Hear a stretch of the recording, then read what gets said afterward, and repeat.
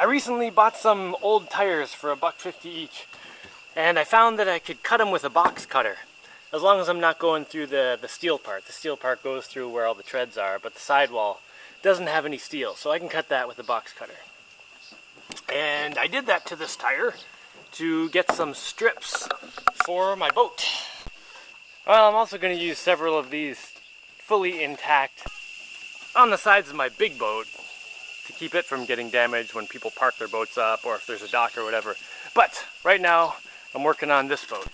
Yeah, this boat here, which has proven to be spectacular, so I want to take care of it by protecting the sides so when it's parked up against the dock, you know, most of the time parked up against the dock, the boat's banging against posts like this.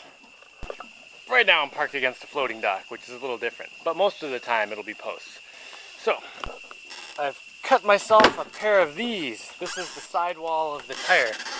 And, you know, it took some work to cut this, maybe 10 or 15 minutes to cut one of these. But, then when it attaches to the boat, it's spectacular. And this one's already on, obviously. So it's got some nice solid rubber parts to bang into instead of just hitting the fiberglass. Alright, now what I'm doing to attach it is taking some extra pieces of the rubber that I cut off and just taping them in place and then putting fiberglass over it. I did this yesterday, so it's nice and hard now. And I have several of those. And since the rubber actually gets thicker at this end, I can just kind of stuff it up there into those holders and it stays. But just to make sure it doesn't go anywhere, I'm also putting little screws in that just barely go into the rubber and do not go into the hull. Oh, you know what?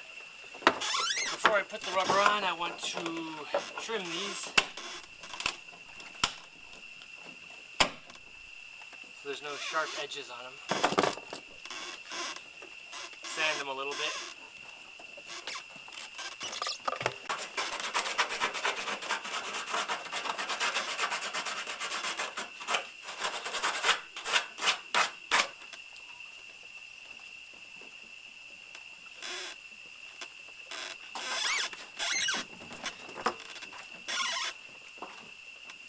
Cut these a little so they can flatten out a little better.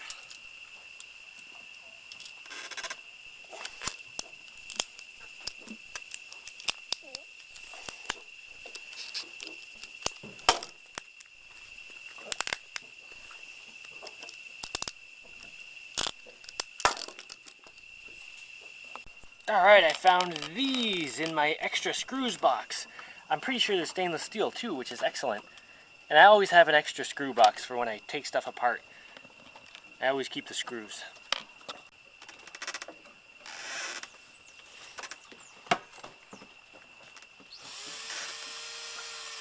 Must be careful not to go through the bottom part.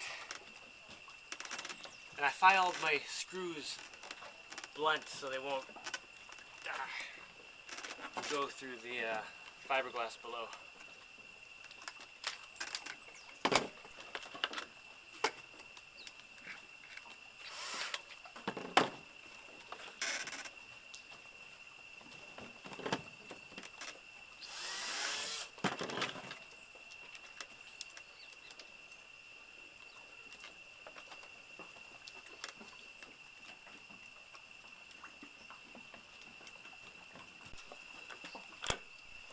Excellent. Oh, now I'm gonna have to go visit some people who live in wavy areas and park my boat. Oh, but I need to unscrew all those and paint it too. I can do that later. I also need to paint that. And that. I'm also thinking I only need bumpers on one side of my boat, because my boat is symmetrical front to back, the overall shape. So anywhere I can park on one side, I can always turn it around and park it on the other side. I have reverse. So I should be able to always park on this side. Oh, but what if I'm parked against the dock and someone parks their boat on the other side of my boat against my boat? Oh, well, I might need to make something for that. Oh, wait. But boat against boat is flat surface against flat surface. So that means I could just have a couple little strips hanging over the side that I can just keep inside one of my pontoons. And then when I need it, I can just put it there for someone to park. Yeah! I don't need a whole fancy strip on the other side. Good thinking. Maybe I will whip out the paint today. I also want to paint this whole under fiberglass thing. I'm thinking black, because I have a lot of black. And it's not going to be in the sun, so I don't have to worry about it getting heated up. It's under the solar panels. Hey Aurora, should I paint the solar panel holder black? What color? What color?